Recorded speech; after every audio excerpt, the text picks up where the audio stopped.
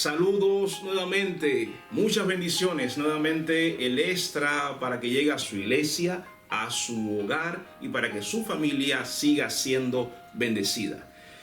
Nuevamente tenemos acá a los ilustres del Señor acá, al pastor Ibarra, Isaac Ibarra, y también al doctor y pastor Manuel Moral.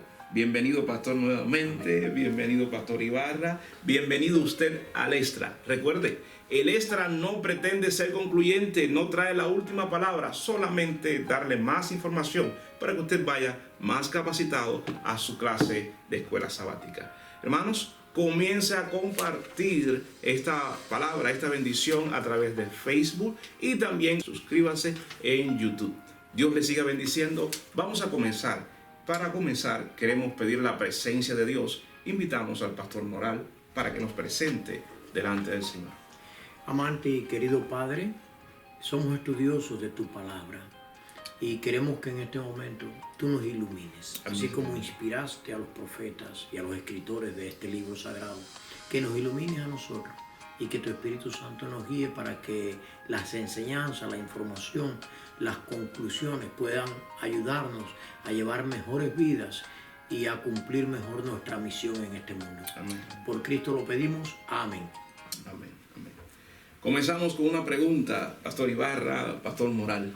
¿Qué han visto en tu casa? ¿Qué han visto en tu casa? A modo de introducción, queremos preguntarte a usted, sí hermano, ¿cómo te ha ido? Después de conocer a Jesús, hay cosas que te han ido bien, te ha ido bien en la vida espiritual, en la vida material. Algunos pueden contar de las ricas bendiciones materiales que Dios nos ha dado. Pero, ¿qué tal si te va mal en estos momentos? Estás pasando por una terrible enfermedad. Lo importante es, a pesar del dolor, sea cual fuere tu situación, ¿qué han visto? ¿Qué ven las personas que nos rodean en nuestra vida, en nuestras casas? ¿Qué han visto? Es un buen título para comenzar. ¿Qué me puede decir usted, doctor Moral, acerca de este título? Es algo atractivo, es interrogante. ¿Qué han visto en tu casa? El profeta Isaías se destaca por la hermosura de su estilo. Él era del linaje real y tenía una alta educación. Y muchas veces la mejor forma hasta de reprender es hacer una pregunta.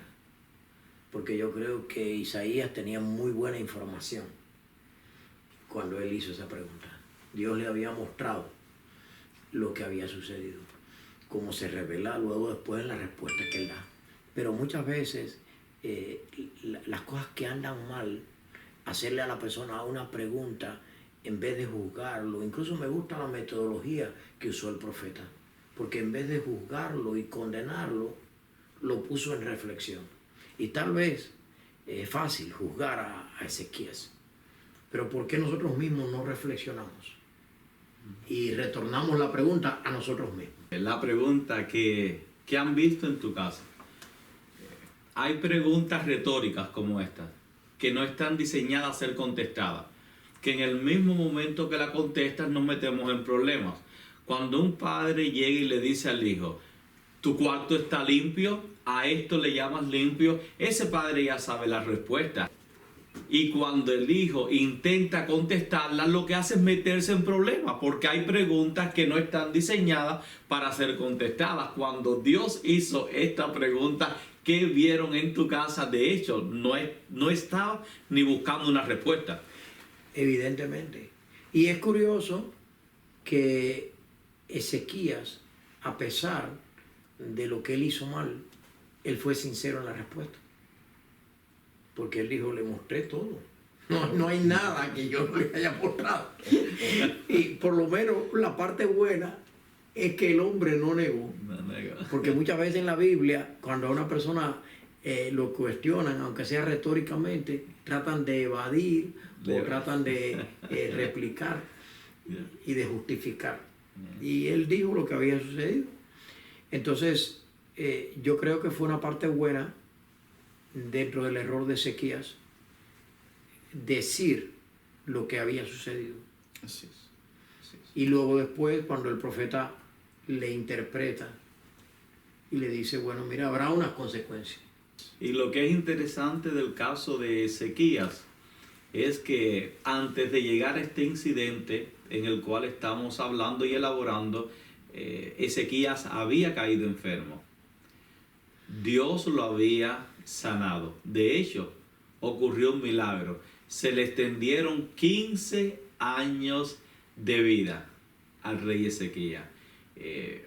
Y cuando esta pregunta se le hizo, ¿qué vieron en tu casa?, yo creo que el enfoque de Dios más bien estaba en lo que las personas deben de ver cuando vienen a nuestras casas. Así es. Y ahí vamos a llegar a cómo eso nos toca a nosotros de una manera personal. Ezequías bien pudo haber dicho, Señor, yo les mostré en la cama donde caí enfermo y ahí tú me levantaste.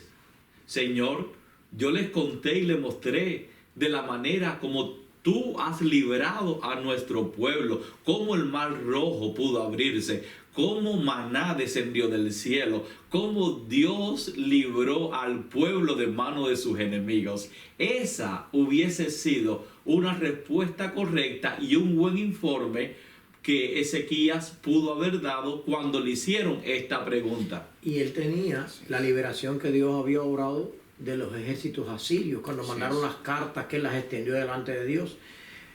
Pero estos hombres vinieron, dice la Biblia, porque habían visto una señal del milagro que mencionaste, Pastor Ibarra. Quedó una señal en Babilonia, porque él preguntó, Ezequías quería tener la evidencia de su curación. Así es. Y entonces le dijo, ¿qué señal me das? Sí, Y entonces cuando el profeta le dijo, escoge, ¿qué quieres? ¿Que retroceda la sombra del reloj o que avance? O que avance. Y entonces él dijo, fácil cosa es que avance, pero no que retroceda. Por lo tanto, siendo que los relojes eran de sol, eran relojes de arena, y en este caso de sol, ese fenómeno lo observaron en Babilonia los astrónomos y llegaron a saber el milagro que había pasado. Por lo tanto, ellos traían una información. Y lo que pasa es que muchas veces nos ocurre a nosotros, pastores, que queremos impresionar al enemigo con lo que ellos tienen en abundancia. Si nosotros vamos al relato bíblico, sabemos que tanto en su tiempo como en el tiempo de su padre habían saqueado, se habían llevado todo el oro, hasta para pagar una multa que se les impuso, arrancaron hasta de los quiciales. En otras palabras, ellos querían impresionar a Babilonia, o en este caso, el rey intentó impresionar a Babilonia con lo que a Babilonia le sobraba. A Babilonia le sobraba el oro, a Babilonia le sobraba las piedras preciosas, le sobraban las riquezas. Al enemigo no se impresiona con lo que ellos tienen. Hay algo que nosotros tenemos. Nosotros, tú y yo, tenemos un testimonio, lo que Dios ha hecho en nuestras vidas, y eso es lo que debemos demostrarle a las demás personas. Y el Dios que domina la naturaleza porque la creó, conoce sus leyes, y que había hecho que los astrónomos reflexionaran y quedaran en el misterio, había hecho un milagro en una cama, en una casa, había restaurado a un hombre de una enfermedad totalmente mortal. Y si esas dos cosas se hubieran puesto en alineación, en correspondencia, a eso fue a lo que ellos vinieron realmente. Porque esto se ve materialismo. Materialismo completo. Entonces, si nos hemos materializado también, vamos a decir, nos estamos incluyendo para que el mensaje llegue mejor, ¿no? Ojalá que no nos hubiéramos materializado.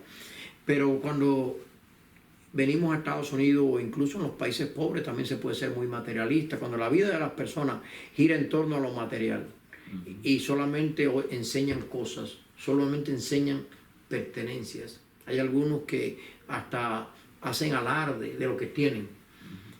Y en vez de mostrar los valores espirituales, aquellos valores profundos de una vida que está en las manos de Dios y que solo Dios la puede dar y que solo Dios la puede quitar. En este caso Dios le añadió 15 años de vida, que era otra cosa que él podía haber dicho. Dios me ha concedido 15 años más de vida y miren que lo está usando en el materialismo. Pero bien, esa pregunta se puede aplicar a muchos factores. Ejemplo, estamos ahora mismo acá en la Universidad de Oxford, y si la pregunta se le hace tal vez a algunos profesores acá, tal vez el profesor puede enseñarle los títulos. Tengo 2 PhD, tengo 2 doctorados. es una manera también de mostrar lo que a veces Dios no nos está pidiendo, porque es muy buena la educación, es muy bueno prepararse, pero cuando esas son las cosas que nos identifican y no son los milagros que Dios ha hecho en nuestras vidas, creo que caemos exactamente en lo mismo que cayó Ezequías. No enseñamos oro, pero enseñamos títulos. Así es. Hay muchas maneras, evidentemente hay muchas maneras. La gente puede mostrar su carro, puede mostrar, o hay personas que a veces hacen alarde de su familia. De su familia. Y es mejor que la gente vea el testimonio orientado hacia Dios, a lo que Dios nos ha dado, lo que Dios ha hecho por nosotros. Si en algún momento tenemos que mostrar algo que realmente sea para gloria y honra de Dios, no porque usemos la frase, que a veces se usa demasiado, pero no siempre se está expresando en la línea de verdaderamente glorificar a Dios. Así es. Estoy formulando un extra, pero antes vamos a hacer una pregunta. Esta pregunta quizás te sorprenda, pero debemos hacerla. Y también puede sorprender acá a los pastores. Yo creo que es un buen momento para decirnos, hacer una pregunta. ¿Qué han visto las personas en mi vida? ¿Qué han visto? Comienzo respondiendo yo. Hace 1 año y medio que Dios permitió que llegáramos acá. Hace 1 año, pastor, casi 1 año que llegamos a Oakwood. Nuestra vida ha cambiado, hemos cambiado parte de la cultura. ¿Qué han visto las personas en mi casa, en mi vida? Sabes, yo puedo decirle que Dios ha estado con nosotros. Usted podrá ver que a pesar de las pruebas, las dificultades, Dios no nos ha abandonado. Amén. Y cuando Dios es primero en tu vida, no es solamente lo material ni lo académico lo que importa. Es esa paz con Dios que nadie te podrá quitar. Comparte esa paz. Hermano, cuando alguien llega a tu casa, cuando tengas la oportunidad de usar un medio como este, sí, usted di al mundo que lo que debes ver en mi vida es que ya Dios es lo primero. Y cuando Dios es lo primero, lo demás vendrá cuando Él lo disponga. Y ya es un extra. Y una cosilla más de extra. La reacción de Ezequías no se vio sabia, ¿no? Porque él dijo, bueno, la palabra de Jehová es buena, pero por lo menos en mis días Que haya paz. haya paz. Egoísmo. Es decir, se vio egoísmo. El materialismo nos lleva al egoísmo, que solamente está preocupado por él mismo, estaba centrado en él mismo. Y recuerden que también dice que a partir de esos 15 años que Dios le añadió, dice que su corazón se enalteció. Y es una frase que antes mencionamos, que solamente aparece en la Biblia para Lucifer y para él en sus 15 años de gracia. Vamos a decir mejor de prórroga. Por eso tengamos cuidado con las prórrogas. Cuando tenemos cáncer y tenemos esto y tenemos aquello y andamos pidiendo prórroga, veamos a ver si Dios la concede, cómo vamos a usar esa prórroga, porque Ezequías la usó enalteciéndose en su corazón, trayendo al mundo a Manasés, que fue el más malvado de todos los reyes de Israel, y eso más bien lo que hizo fue una sombra para la posteridad y acelerar el cautiverio. Entonces, hablando ya de familia, y ya dejamos, pastor, la respuesta a la pregunta para el final, ¿qué han visto en tu casa? ¿Qué han visto en nuestra familia? Vamos a hablar de primero la familia. Vamos a decir el texto bíblico principal es, mas vosotros sois linaje escogido, real sacerdocio, nación santa, pueblo adquirido por Dios para que anunciéis. Ahí está la clave. Hemos sido llamados para anunciar las virtudes de aquel que os llamó de las tinieblas a su luz admirable. Tenemos que todas las virtudes de Dios tenemos que anunciarlas a través de la familia. Cuando los discípulos vieron y descubrieron a Jesús, los discípulos uno al otro, a su familia, le decían, hemos visto al Mesías. Hemos visto al Mesías. Ningún discípulo, toda persona que encuentra a Jesús, hermanos, sale corriendo a compartirlo. Es un mensaje, es la buena noticia, es el evangelio, pero primero a la familia. ¿Qué podemos hablar de ello? Bueno, la palabra virtud se manejó mucho en la Biblia, porque incluso en la literatura, tal y como nuestros pioneros, por ejemplo, Elena White, ella comentó que de este mundo lo único que vamos a llevar al mundo venidero es el carácter, pero no simplemente el carácter, sino a la semejanza divina, porque hay caracteres que ni para allá, casi ni para acá. Sí. Entonces, la virtud es lo que forma el carácter. Los griegos hablaban también mucho de la virtud, del arete, pero hoy se ha hablado menos de la virtud y se habla más de los valores. Pero si los valores no nos llevan a las virtudes, es porque no los estamos practicando, nada más los estamos creyendo. Entonces el valor lleva a la virtud y el valor deriva de un principio. Entonces el principio es algo general y universal. Cuando lo aceptamos como algo nuestro propio pasa a ser un valor. Pero cuando lo implementamos en la práctica por la gracia de Dios y del Espíritu Santo pasa a ser una virtud. Pero la virtud que debemos anunciar es la de Dios. Pero si Cristo está viviendo en nuestras vidas, si el Espíritu de Dios ha representado el carácter de Cristo en nuestro propio carácter, nuestros hijos van a quedar más impactados, nuestras esposas, nuestros familiares, en nuestra iglesia. No hay mejor sermón predicado, dijo Elena White, que una vida bien vivida. Y precisamente un pensador muy famoso, ustedes lo estudiaron en la escuela, estoy seguro, José de la Luz Caballero, dijo estas palabras: enseñar puede cualquiera, educar solo quien sea un evangelio vivo. Así es. Nosotros como cristianos debemos de reflexionar en cuál es nuestro propósito en esta tierra. Hay suficientes evidencias bíblicas que nos dejan saber que el propósito del ser humano es mostrar la gloria de Dios, honrar y glorificar su santo nombre. Lo que muchas veces este concepto se entiende mal. Llegamos a nuestras iglesias y pensamos que glorificar el nombre de Dios es solamente en la plataforma. Decimos, para honra y gloria de Dios voy a cantar un himno. Para honra y gloria de Dios voy a tener una poesía. Para honra y gloria de Dios voy a tener una oración. Pero yo pregunto, ¿realmente eso es la gloria de Dios? 1 Corintios nos deja saber, si pues coméis, bebéis o hacer otra cosa, debemos hacerlo para la gloria de Dios. Y uniendo las palabras de Jesús en el capítulo 15 de Juan, donde comienza diciendo, yo soy la vid y vosotros los pámpanos, llegamos al versículo 8, y en el versículo 8 nos deja saber que glorificar al Padre que está en los cielos es llevar frutos. Amén. Entonces, si glorificar a Dios es llevar frutos, qué mejor manera de honrar y glorificar el nombre de Dios siendo ejemplo en nuestras familias, en nuestro hogar. en nuestro hogar. Y ese mismo capítulo, después de mencionar frutos, dice que os améis Los unos a unos a otros, los otros. de donde se debe inferir que el fruto principal, ¿cuál es? Sería el amor. Entonces que nuestros hijos, vuelvo a repetir, los distintos miembros de la familia y de la iglesia puedan, que nosotros podamos irradiar ese amor. No que le digamos que los amamos, que sea lo único que hagamos, porque el amor de palabra está bien, pero que la gente capte que esas palabras corresponden con nuestras vidas. Porque también hay un pasaje que dice, hijitos, no amemos de palabra ni de lengua, sino de hechos y en verdad.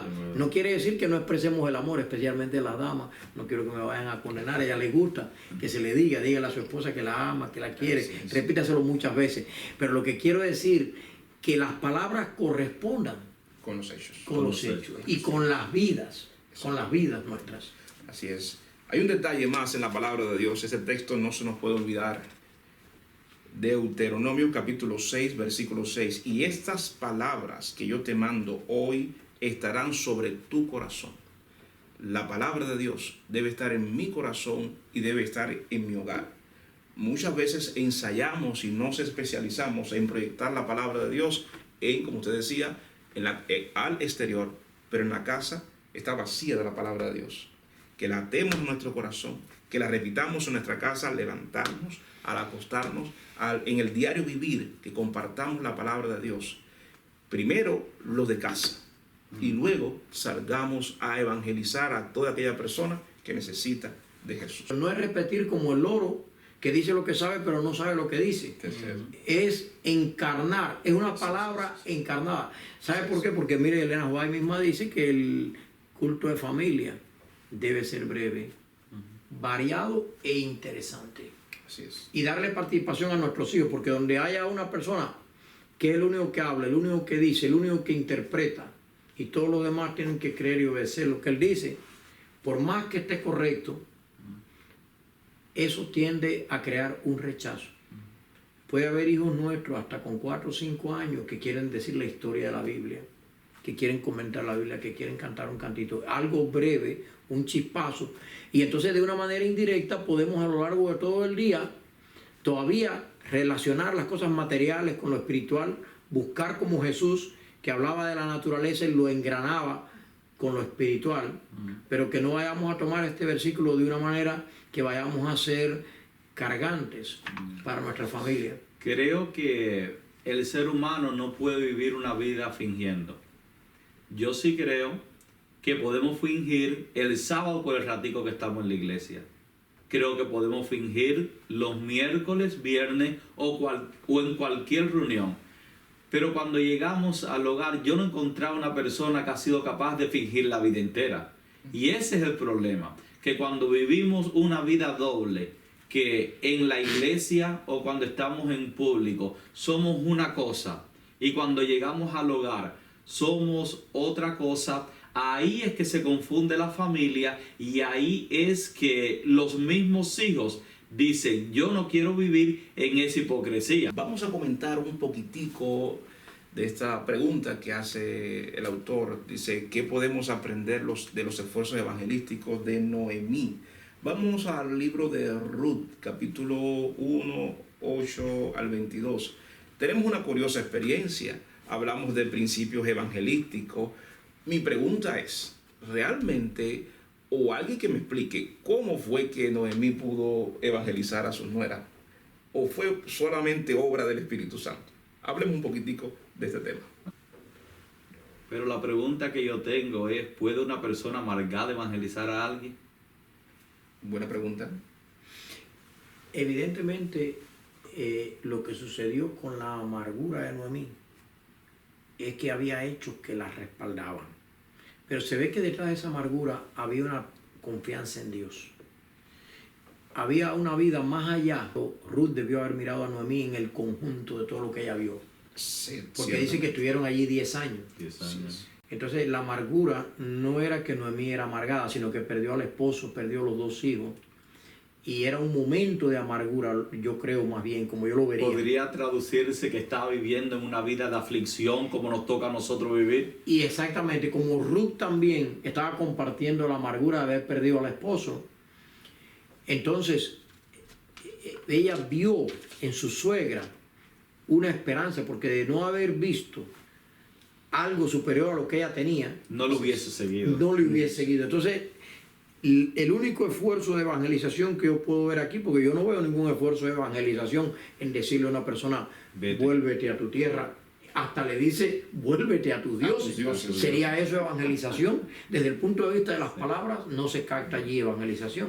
Ahora, desde el punto de vista de la vida de ella, la manera como su vida impactó, Sí. Tu pueblo será mi pueblo, Así es. y tu Dios será mi Dios. Esa fue la vida de Noemí, la estrategia, el único esfuerzo de evangelización que yo puedo ver allí Ahí está. fue el impacto de su vida. Tengo un detalle. La vida que ella, Noemí, le mostró a sus nueras fue tan interesante que Ruth pudo decidir, pudo ver que aunque estás pasando por un momento y con mentalidad hebrea, entiendes que es tu Dios quien te está haciendo sufrir, me interesa tu Dios que te puede dar algo más lindo más allá del dolor. Amén. Y si vamos a resaltar la vida de Noemí y la posición de Ruth, que fue muy bonita, me gustaría resaltar en ese mismo pasaje al Dios nuestro, que puede incluir en su pueblo hasta una moabita. Estamos hablando de diversidad. Y había una palabra en la Biblia que decía, moabita no entrará en el pueblo de Dios ni hasta la 10ª generación. A veces decimos, no, mira, cuando Dios dice una cosa, eso ya. Y Dios muchas veces en la Biblia, aunque Él no cambia en su carácter, Dios no cambia en su ser íntimo de Dios, pero Dios puede llegar con nosotros a ver en nosotros un cambio y entonces Dios actuar de acuerdo a ese cambio que Él vio en nuestras vidas. Y otra cosa que se ve es que Noemí, de ahí en adelante, la vida que vivió con Ruth fue una vida donde veía la providencia de Dios en todo. Y entonces se ve claramente que el centro de la vida de Noemí era Dios. Era Dios. Así es. Era Dios. Y eso nos debe llenar, aún en los momentos de aflicción, en los momentos de amargura, en los momentos cuando hasta pareciera que culpamos a Dios, pero todavía ella se aferró a Dios, porque Job llegó a decir, aunque me matare, en Él esperaré. En él esperaré. Porque su confianza estaba en Dios, aún ante lo que no entendía, ¿no? Y vemos cómo Dios solucionó la vida de Noemí hasta llegar a estar en la genealogía de Cristo, porque Así fue es. la bisabuela De David. de David. Así es. De donde vino el Cristo. Así es. Interesante. Y vamos a ir ya a un último tópico. Y este nos va a dar mucho que compartir, que conversar. Hablemos de Pablo. Pablo, un hombre de Dios. Noten qué relación tenía Pablo con Dios, que fue capaz de decir, sed imitadores de mí, como yo lo soy de Jesucristo. Estamos en el tópico, la vida familiar es para ser compartida. El término que vamos a usar ahora es influencia. Hermanos, todos ejercemos influencia. Los padres ejercemos influencia sobre los hijos, nosotros sobre las iglesias, sobre la sociedad. De hecho, usted va caminando por un lugar y cree que nadie le conoce y usted está influenciando a otro. Por eso tenemos que ser como Cristo en la tierra. Mi pregunta es, ¿cómo podemos en este siglo de hoy día, donde hay tanta tecnología, donde nuestra mirada se va hacia los celulares, redes sociales, cómo nosotros podemos vivir la vida de Cristo en la tierra? Pero aún le digo más, cuando hemos fallado tanto, ¿cómo retomar el camino para que la gente, mis hijos, vuelvan a confiar en mí? Porque muchas veces le hemos fallado a nuestros hijos, ¿verdad? ¿Cómo hacerlo, pastor? A mí me gusta el hecho de que Pablo lo haya dicho, ser imitadores de mí. Jesús dice, aprended de mí. Es lo mismo que dijo Pablo, ser imitadores de mí, si lo analizamos. Pero cuando lo dice Jesús, aprended de mí, yo estoy viendo a un Dios, a alguien que no pecó, a alguien que nunca falló. Y para mí es fácil seguir y recibir de Jesús esas palabras. Pero cuando Pablo dice, ser imitadores de mí, un hombre pecador, un hombre que derramó tanta sangre, que mató a tantos cristianos, nos hace reflexionar. ¿Qué quiso decir Pablo cuando dijo ser imitadores de mí? Es que yo creo que dentro de la cultura que él vivió, griega, donde él estaba en el mundo grecorromano, tratando de alcanzar a los gentiles, para estas personas el ejemplo era muy importante en cualquier cosa que se dijera. Entonces, situarnos en esa cultura. Como Jesucristo era judío, ellos de entrada rechazaban. Entonces Pablo, al ser de la cultura greco-romana y que ellos lo tenían delante y lo estaban viendo, Pablo estaba en ese momento tratando de ser la encarnación de Cristo, presentando a Cristo a través de él, y como sabía que ellos podían de primera rechazar al Cristo judío, dijo, bueno, el Pablo greco-romano, imítenlo, pero este Pablo greco-romano Imita a Cristo. imita a Cristo. Imita a Cristo. Es en ese contexto que yo creo que lo podemos captar. Pero Bueno, que no vaya algún hermano ahora a llegar a la iglesia el sábado Imita, mamá. a decir que todos lo imiten a él, porque ya mejor ahórrese y diga que imiten a Cristo. Pero lo que pasa es que solamente Pablo, en el tacto que él usaba, en la manera que él usaba, para hacerse a todos todo, para ganar a todos, solamente como una metodología, debemos entender que él trató de enfocar a la gente hacia él. Gracias por esa explicación, doctor Moral, porque yo creo que ha quedado claro.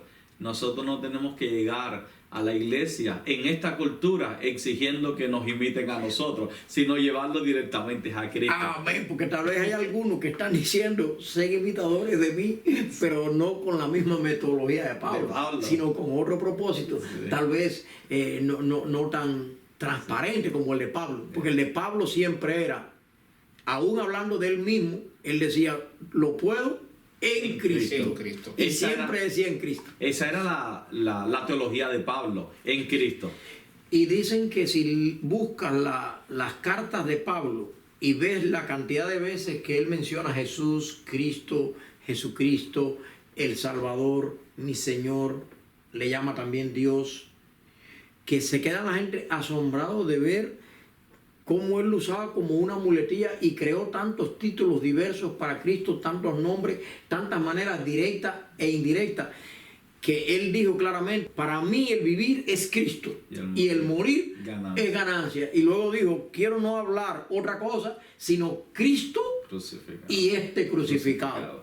Así es. En la iglesia está claro que no debemos de tomar esa posición culturalmente hablando. Pero yo me atrevería a decir que ese lenguaje de Pablo, cada padre de familia y madre de familia debe utilizarlo en su hogar. Amén. Debe mirar a sus hijos y decir, ser imitadores de mí, como yo lo soy de Cristo. Amén. Porque los hijos siempre van a estar mirando a sus padres como el ideal que Dios tiene para sus vidas. Y ese es un lenguaje, corrígeme si estoy equivocado, que sí lo podemos utilizar en la casa cuando nosotros estamos conectados a Cristo Jesús, en ese vínculo familiar. Evidentemente, porque lo que estamos hablando es del propósito, de la intención. Estamos hablando de la motivación. Claro que la frase, como ha dicho muy bien el pastor Ibarra, es totalmente adecuada si está motivada por el propósito adecuado, que es exaltar a Cristo. Creo que estamos listos para dar el extra final. Hermano, si te sientes bendecido, comienza a compartir ya la lección. Ahora, pastor, no se va a escapar de responder la pregunta. La pregunta es, ¿qué han visto en tu casa? Si te hace esa pregunta, ahora Dios te la hace. O si tuvieras que hacer un ejercicio y hacer una composición, ¿qué han visto en tu casa? ¿Qué le podemos decir a todos los hermanos que nos escuchan, pastor? ¿Qué no podemos dejar de decir el sábado? Pastor Moral, ¿qué no podemos dejar de decir el sábado? Bueno, que somos real sacerdocio, ahí se combina. El sacerdocio viene de los hombres. Debemos presentar nuestra familia ante Dios, sacerdote. Ahora, real, los reyes a quien representaba era a Dios, porque Dios nunca estuvo de acuerdo con la monarquía. Él era el verdadero rey. Entonces los reyes realmente eran virreyes que representaban a Dios. Entonces un real sacerdocio es alguien que representa a su familia, a la humanidad, toma el lugar de sus hijos, el lugar de su esposa, pero también representa a Dios y encarna la palabra de Dios en lo que hace y enseña. Así es. En el extra final voy a contestar esa pregunta, pastor, pero la voy a modificar un poquito porque creo que si te enseño lo que está en mi casa, no creo que es el ideal todavía.